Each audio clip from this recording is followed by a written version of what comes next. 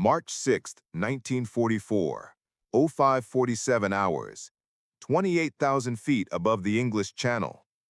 The cloud deck below us stretched unbroken from horizon to horizon, a solid gray blanket covering all of Europe that should have made precision navigation absolutely impossible by any standard the Luftwaffe understood. No visual references, no landmarks, no way to determine position through observation, just clouds, instrument readings, mathematical calculations, and the absolute certainty that somewhere beneath that gray void lay Berlin, 600 miles away, defended by the most sophisticated air defense system ever constructed.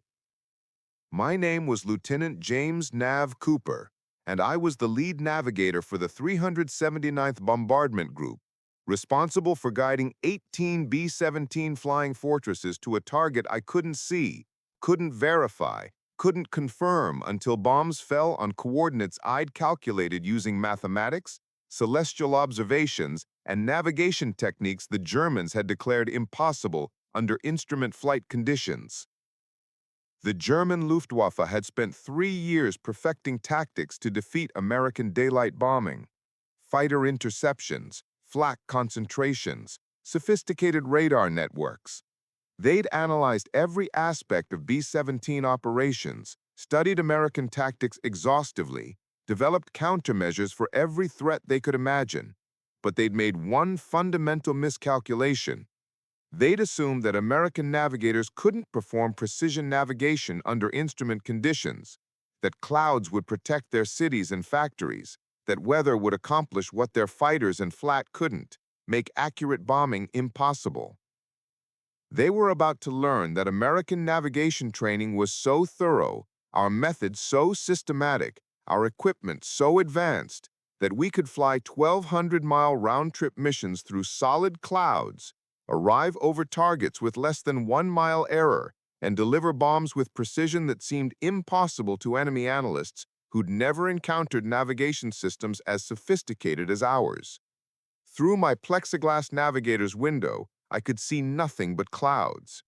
My navigation tools were spread across my small workstation.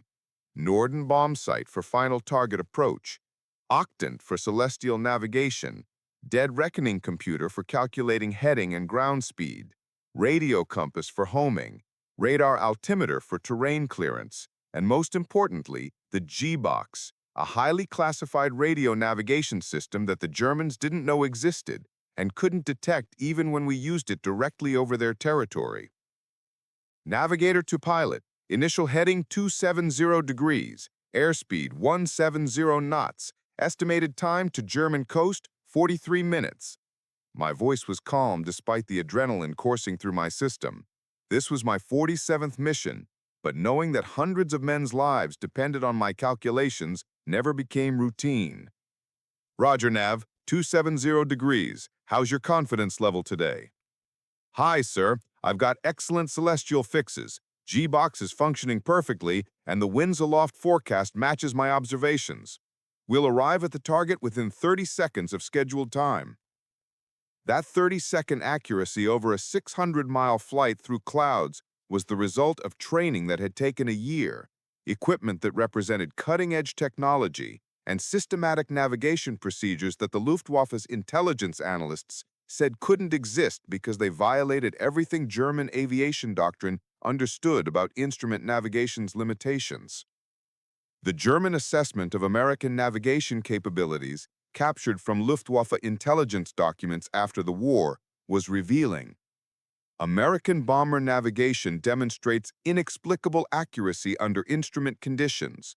Their crews appear capable of maintaining precise heading and timing despite complete absence of visual references. This suggests equipment or techniques we do not understand. However, such accuracy should be impossible under solid cloud cover. We assess that American claims of precision are propaganda, that their actual bombing accuracy under instrument conditions is poor, and that clouds provide effective protection for our facilities. They were wrong about everything, and in approximately 1 hour, 18 B-17s would prove it by dropping 72 tons of bombs on a specific factory complex in Berlin's industrial district from 28,000 feet through solid clouds, achieving accuracy that would destroy the target while avoiding civilian areas, precision that German analysts would attribute to impossible luck rather than systematic navigation superiority they couldn't acknowledge existed. The foundation of American navigation superiority was training that took mathematical precision to levels the Germans had never attempted. I'd begun flight training in 1942 at Selman Field, Louisiana, where the Army Air Forces operated the world's most advanced navigation school, a facility that graduated 50,000 navigators during the war through systematic instruction that transformed civilians with basic math skills into precision navigators capable of finding pinpoint targets anywhere on Earth. The training was comprehensive and demanding. We learned celestial navigation, using a sextant or octant to measure angles between celestial bodies and horizon, and then solving spherical trigonometry problems to determine exact position. We studied dead reckoning, calculating position based on heading, airspeed, and elapsed time, with corrections for wind drift and compass deviation. We mastered radio navigation, using directional radio beacons and time-distance calculations to establish position fixes. We practiced pilotage, identifying landmarks and terrain features from aerial perspectives at various altitudes. Most importantly, we learned systematic procedures that broke complex navigation problems into simple sequential steps that could be performed reliably under stress. The Army Air Forces had analyzed navigation failures, identified common errors, and developed procedures specifically designed to prevent those errors through systematic verification and cross-checking. Navigation is applied mathematics, our instructor, a veteran of early bombing raids, had told us during the first week. Every position is a mathematical solution to specific inputs: heading, speed, time, wind, drift. If you input correct data and perform calculations correctly, you'll arrive at correct answers. The Germans think navigation is an art requiring intuition and experience. We've proven it's a science requiring systematic procedures and proper equipment. Their navigators are craftsmen who get better with experience. Our navigators are technicians who perform consistently from day one because we've systematized the process. That philosophical difference, German reliance on experienced navigators using traditional methods versus American systematic training producing competent navigators quickly, reflected the same industrial approach that characterized all American military operations. We didn't need the best navigators. We needed adequate navigators produced in large numbers through efficient training. We achieved this by developing procedures simple enough that anyone with basic mathematical ability could master them, and then mass-producing navigators using those procedures. The Germans trained navigators through multi-year apprenticeships, developing deep expertise that took time to acquire. This produced excellent individual navigators, but couldn't scale to meet wartime demands. By 1944, Luftwaffe bomber crews often flew with inadequately trained navigators because their training system couldn't produce enough graduates fast enough. American training produced 50,000 navigators in 3 years, enough to crew every bomber in the strategic air campaign with properly trained personnel. The navigators weren't individually superior to German experts, but our systematic training and advanced equipment meant every American navigator could perform precision navigation that only the best German navigators could match. The equipment we carried represented American technological advantages the Germans couldn't match. The Norden bomb sight that controlled final bomb release was a sophisticated analog computer that calculated trajectory based on altitude, airspeed, wind, and target motion. German bomb sights required manual calculations that introduced error. Our bomb sight automated calculations with precision human calculators couldn't match under stress. The radio compass gave us directional homing to any radio transmitter, allowing position fixes from ground stations up to 200 miles away. German bombers had similar equipment, but lower quality that limited range and accuracy. The radar altimeter measured height above terrain rather than sea level, crucial for maintaining safe altitude when flying through clouds over mountainous terrain. German bombers lacked this equipment, forcing them to fly higher over clouds or risk crashing into mountains they couldn't see. But the most revolutionary equipment was the G-box, officially designated AN/APN-4, a radio navigation system so classified that most aircrews didn't know its real name or capabilities. The G-box was a radio receiver that detected precisely timed pulses from ground stations in England, measuring the slight time differences between pulses from different stations to calculate exact position through hyperbolic navigation. The system was devastatingly accurate. Position fixes accurate to 1 mile at 400-mile range, updated continuously, functioning through any weather, impossible to jam without knowing the specific frequencies and pulse patterns. It was early GPS, primitive by modern standards, but revolutionary for 1944, and the Germans had no idea it existed. The Luftwaffe intelligence knew American bombers carried sophisticated radio equipment. They detected our radio transmissions, observed our formations responding to commands, noted coordination that required good communications, but they assumed it was voice radio for command and control, not realizing that silent radio receivers were providing navigation precision that explained the impossible accuracy they observed. The G-box stations in England transmitted continuously, but used frequencies and pulse patterns that looked like random static to German radio monitoring. Without knowing what to look for, the signals were invisible. German radar operators saw the transmissions constantly, but dismissed them as interference or atmospheric noise. Their intelligence analysts never realized that those noise signals were providing American bombers with precision navigation capability that explained accuracies they'd attributed to luck or propaganda. At 0623 hours, my celestial observation through a brief gap in the clouds gave me a position fix that confirmed my dead reckoning was accurate within 3 miles after 40 minutes of instrument flight. This level of accuracy, maintaining heading and compensating for wind drift well enough to stay within 3 miles of planned track, was considered exceptional by German standards and routine by American training. Navigator to pilot. Position fix confirms we're on track. Approaching German coast in 6 minutes. Recommend combat formation and full defensive readiness. Around us, the other 17 B-17s of our group were forming into the combat box formation that provided mutual defensive fire against fighters. Each aircraft carried 10.50 caliber machine guns positioned to create overlapping fields of fire.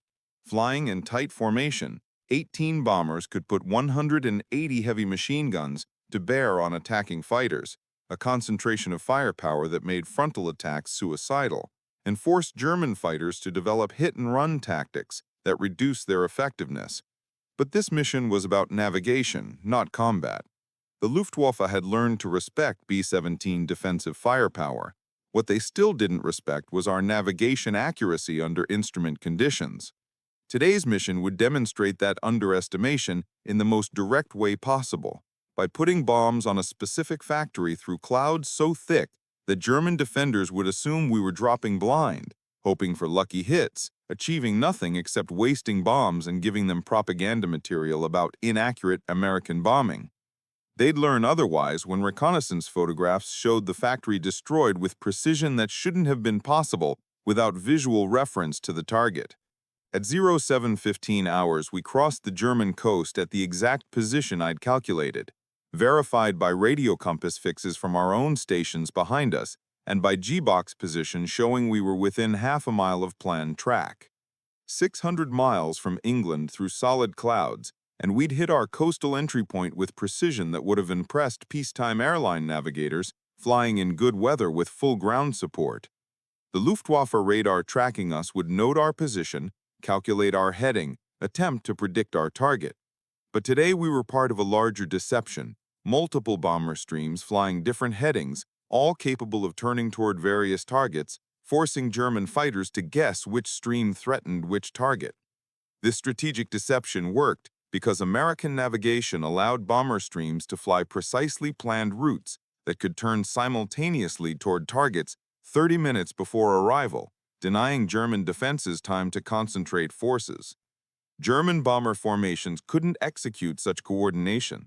Their navigation accuracy was insufficient to maintain tight timing across multiple formations, forcing them to fly direct routes to targets that gave defenders time to prepare. American formations could fly complex routes with multiple course changes, coordinating precisely through systematic navigation that German forces couldn't match. Navigator to pilot. Turning point in 12 minutes. New heading will be 095 degrees. This will position us for target approach from the northwest, giving us tailwind on bomb run. Roger that, Nav. The weather folks said Berlin would be clear below 10,000 feet. You believe in that? Doesn't matter, sir. We'll bomb through clouds if necessary. I've got G-box position updates, clear celestial observations, and dead reckoning that matches all my fixes. I'll put us over the target plus or minus 30 seconds and within a half a mile of planned position. The bombardier can do the rest. That confidence wasn't arrogance. It was systematic training producing reliable results. I'd performed these calculations hundreds of times in training, dozens of times in combat. The procedures were proven, the equipment was reliable, the mathematics were correct. Barring equipment failure or catastrophic combat damage, we'd arrive at the target exactly when and where planned.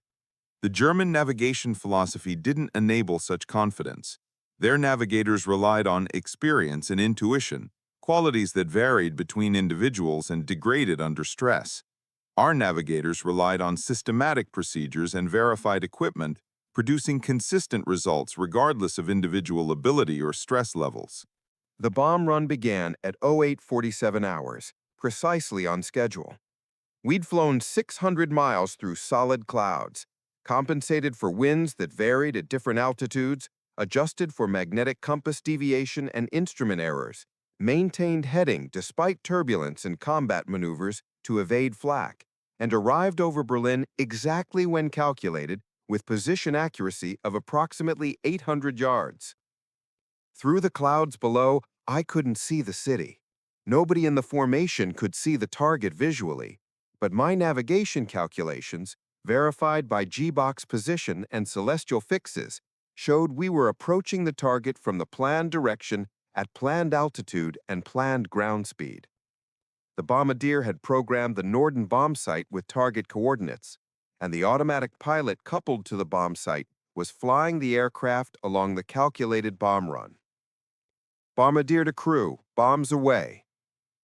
72 500-pound bombs fell from 18 aircraft, following trajectories calculated by Norden bomb sites that compensated for altitude, airspeed, wind drift, and bomb ballistics. The bombs disappeared into the clouds, invisible to us, falling toward a target none of us could see, guided only by mathematics and the confidence that our calculations were correct. We wouldn't know the results until reconnaissance aircraft photographed the target tomorrow, weather permitting. But I knew, from the navigation accuracy that had brought us here, from the systematic procedures that eliminated error, from the equipment that provided precision impossible under visual conditions, that those bombs had hit the target. The Germans would see the damage and attribute it to luck. They'd analyze the attack and conclude that blind bombing through clouds had somehow achieved impossible accuracy. They'd develop theories about new American equipment or techniques, but never quite believed that American navigators could actually do what the evidence showed they'd done: fly precision missions through conditions that German doctrine said made precision impossible. The return flight demonstrated another American advantage. Our navigation allowed us to fly precisely planned routes that avoided heavy flak concentrations and optimized our defensive formations against fighter attacks. German bombers flying home from England had to fly relatively direct routes because their navigation wasn't accurate enough to execute complex flight plans reliably. This made them predictable, allowing British defenses to position optimally for intercept. American bombers returning from Germany flew routes calculated to minimize exposure to known flak sites, timed to cross friendly coast at locations where fighter support could rendezvous reliably, coordinated across multiple formations to concentrate defensive firepower. This required navigation accuracy that German forces didn't possess and systematic planning that German doctrine didn't enable. At 11:47 hours, we crossed the English coast at our calculated position, on schedule, having flown 1,200 miles round trip through solid clouds with navigation accuracy that placed us within visual range of our home airfield without any course corrections. I'd guided 18 B-17s to Berlin and back without seeing the ground except for brief gaps in clouds, using mathematics, instruments, radio navigation, and systematic procedures to achieve precision that seemed impossible to anyone who didn't understand how systematic American training and advanced equipment had revolutionized aerial navigation. The reconnaissance photographs arrived 2 days later, weather having cleared enough for photo aircraft to image Berlin. The intelligence officer called our crew to his office to see the results. The factory we'd targeted showed direct hits from at least 30 bombs. The main production building was destroyed. 2 secondary structures were severely damaged. The pattern of impacts showed that bombs had fallen in a 600-yard radius around the calculated aim point, exactly the accuracy expected from high-altitude bombing through clouds using Norden bomb sights and precise navigation. Gentlemen, you hit a target you couldn't see from 28,000 feet through solid clouds and destroyed it. The Germans are claiming we got lucky, that blind bombing hit them by chance. Our reconnaissance shows otherwise. This is precision bombing through instrument conditions. You proved that American navigation and bombing equipment work exactly as designed, even when the enemy says it's impossible. The intelligence officer pulled out a translated German radio intercept, Luftwaffe communications discussing the raid. The translation read, "American bomber formation arrived over Berlin with inexplicable precision despite solid cloud cover.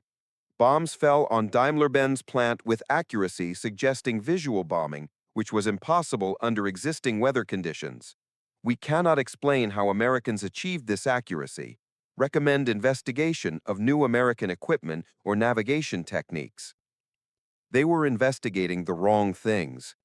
There was no single piece of new equipment, no secret technique, no innovative method they'd missed. What they'd missed was systematic training producing competent navigators in large numbers, integrated equipment systems working together seamlessly, an organizational philosophy that emphasized consistent, adequate performance over individual excellence. The Germans had better individual navigators. Their best could perform navigation that exceeded anything our average navigators could do, but they couldn't produce enough of those excellent navigators fast enough to meet wartime demands. We'd solve the problem by systematizing navigation so that average navigators, using proven procedures and good equipment, could perform adequately every time, then producing those average navigators by the thousands through efficient training. It was the same industrial approach that characterized all American military operations. We didn't compete on individual excellence. We competed on systematic capability multiplied by overwhelming numbers. One German expert navigator was better than one American systematic navigator, but 50,000 American systematic navigators were better than 5,000 German expert navigators, because numbers and consistency mattered more than peak individual capability. By mid-1944, American bomber navigation had achieved capabilities that seemed impossible by German standards. We regularly flew 1,500-mile missions with timing accuracy measured in seconds, position accuracy measured in hundreds of yards, arriving at targets in coordinated formations that required every aircraft's navigator to perform identically calculated procedures with identical results. The statistics told the story. Average navigation error over 500-mile flight, 3 to 5 miles American versus 15 to 25 miles German. Percentage of missions arriving within 2 minutes of scheduled time, 87% American versus 34% German. Successful rendezvous with fighter escort, 94% American versus 61% German. Successful target identification through clouds, 76% American versus 12% German. Bombing accuracy through overcast, CEP 600 yards American versus CEP 3,000 plus yards German. These numbers represented systematic superiority that German forces couldn't overcome through individual excellence or tactical innovation. When the Americans could navigate precisely through any weather, coordinate large formations with accuracy Germans couldn't match, and deliver bombs with precision that seemed impossible under instrument conditions, the outcome of the strategic bombing campaign was essentially predetermined. The Battle of the Bulge in December 1944 provided dramatic demonstration of American navigation superiority under extreme conditions. Weather during the offensive was the worst in decades. Solid clouds from ground level to 30,000 feet, snow, freezing rain, visibility measured in feet. German planners had deliberately chosen this weather window because they assumed it would ground American air power and negate our advantages in aircraft numbers and coordination. They were partially right. Tactical aircraft couldn't operate effectively without visual reference to ground targets, but strategic bombers equipped with precision navigation could still fly. On December 24th, when weather cleared briefly, over 2,000 American bombers launched to attack German supply lines, troop concentrations, and fuel depots, targets identified through navigation alone because ground visibility was still zero. I flew that mission, navigating through clouds so thick that wingtip visibility was 50 feet, arriving over our target area based purely on calculated position, bombing through overcast based on navigation coordinates, returning to base through weather the German doctrine said made all air operations impossible. The results? German supply columns destroyed, fuel depots burned, troop concentrations scattered, all achieved through navigation precision that enabled blind bombing with accuracy the Germans couldn't believe until they counted their losses. The final missions over Germany in 1945 demonstrated American navigation superiority's ultimate expression. We flew raids involving 1,000-plus bombers coordinated across multiple formations, all navigating independently to planned positions, all arriving within minutes of scheduled time, all capable of bombing through clouds using only navigation coordinates. The Germans couldn't defend against this because they couldn't predict where formations were going based on their flight paths. Our navigation accuracy allowed us to fly indirect routes until the last moment, then turn precisely toward targets, denying defenders time to concentrate forces. On April 10, 1945, I flew my 72nd and final mission, a raid on a German jet fighter facility that the Luftwaffe was desperately trying to protect. We flew through weather that should have made precise navigation impossible: thunderstorms, severe turbulence, clouds from ground level to 30,000 feet. We arrived over the target within 15 seconds of scheduled time, dropped our bombs based purely on navigation coordinates through clouds so thick we couldn't see our own wingtips, and destroyed the facility with precision that post-war inspection confirmed exceeded peacetime bombing range accuracy. German defenders were waiting at the wrong altitude in the wrong location because they'd calculated our approach based on their understanding of navigation limitations under those weather conditions. They didn't understand that American systematic navigation made weather essentially irrelevant to our ability to find and hit targets. The post-war interviews with German pilots and commanders revealed their complete misunderstanding of American navigation capabilities.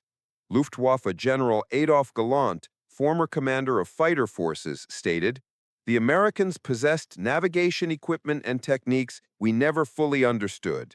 Their bombers would appear over targets in weather that should have made precise navigation impossible, bomb with accuracy that suggested they could see through clouds, coordinate formations across hundreds of miles with timing that required capabilities beyond anything we could achieve. We attributed this to equipment we couldn't detect or to systematic training we couldn't replicate. By the time we understood the scope of their advantage, the war was lost." A captured Luftwaffe navigation instructor, interrogated about American capabilities, admitted, "We trained our navigators to be experts who could solve complex problems through experience and intuition. The Americans trained their navigators to be technicians who followed systematic procedures. In theory, our approach should have produced superior results through individual excellence. In practice, their approach produced consistent, adequate performance at scale that we couldn't match.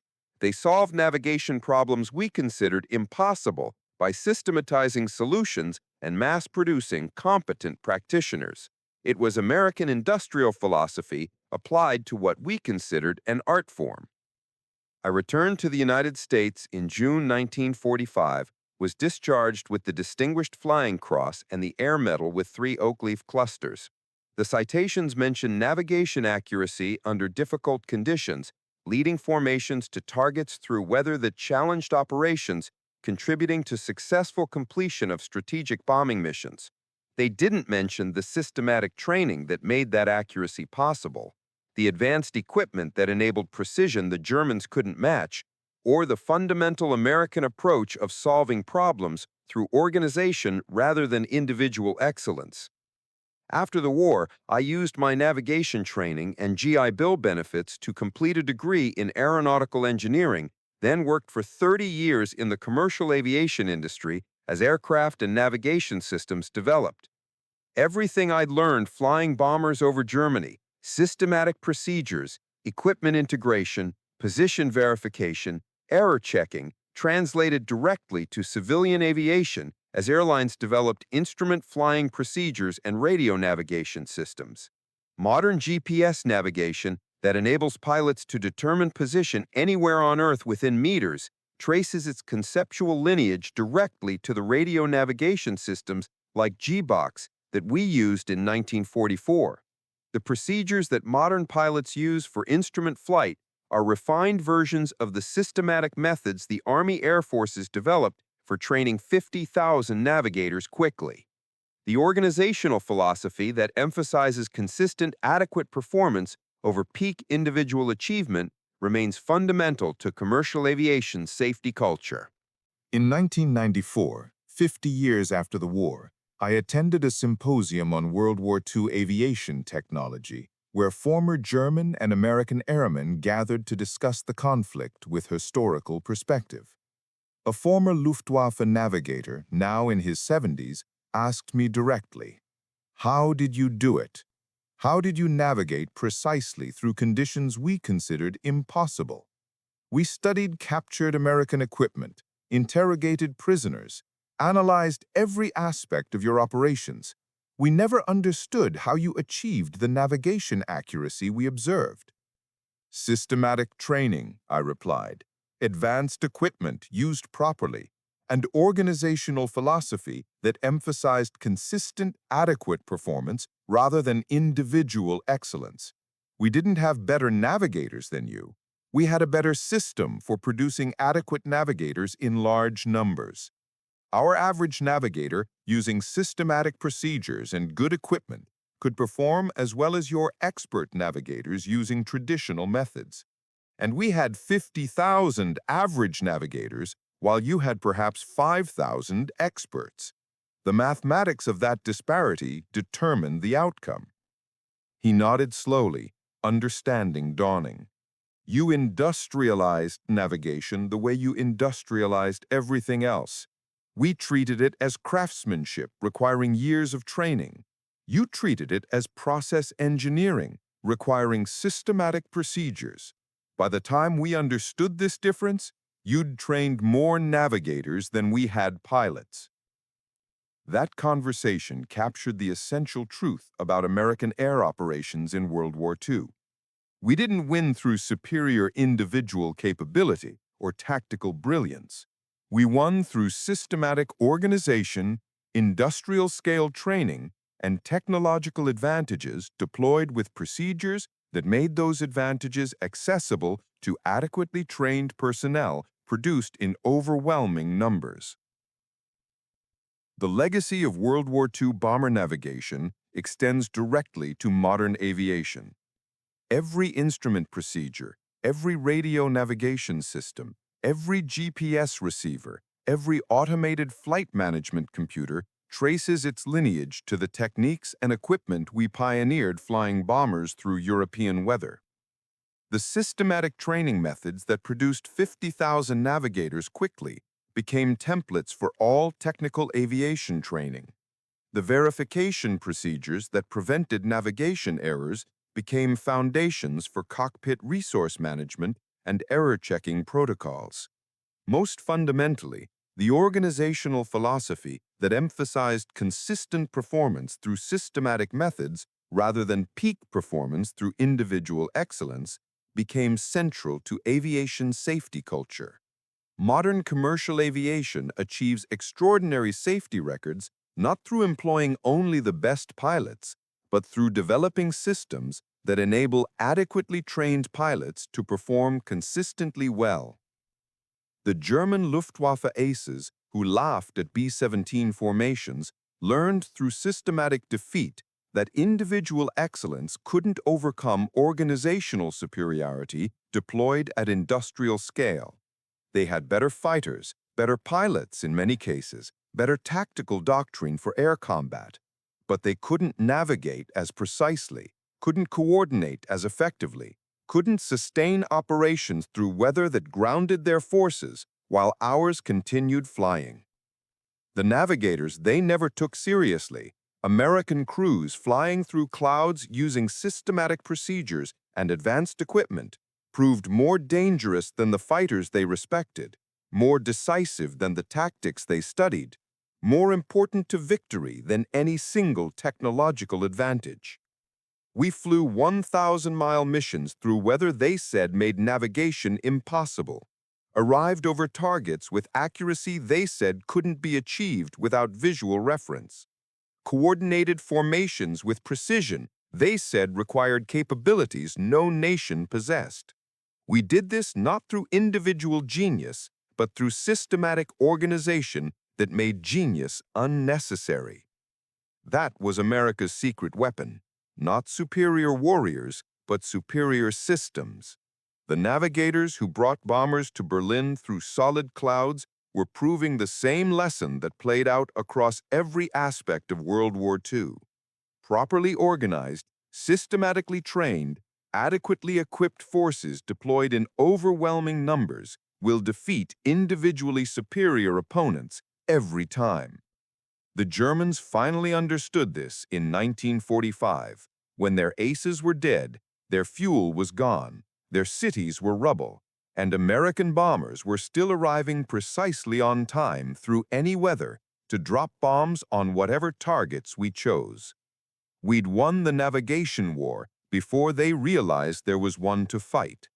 And once lost, navigation wars can't be recovered, because the side that can't find its targets can't win battles, and the side that wins the navigation war wins everything that follows.